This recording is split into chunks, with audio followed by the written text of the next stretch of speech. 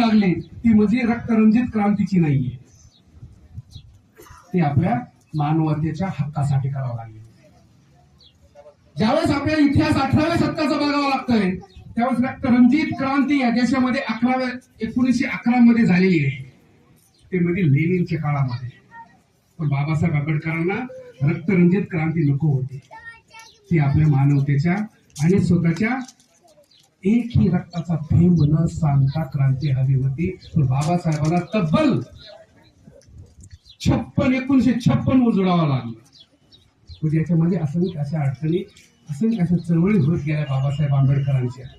मला तात्पर्य सांगायचंय, त्यावेळेस डॉक्टर बाबासाहेब आंबेडकरांनी यावेळी या ठिकाणी मुक्कामी ती घोषणा केली गेली, त्या घोषणेचे परिपूर्ण आपण पाईक आहोत. म्हणजे त्या घोषणेच्या विषयी आपण म्हणतो की पाईक म्हणजे आपण आहोत काय, डॉक्टर बाबासाहेब आंबेडकरांच्या घोष वाक्याचे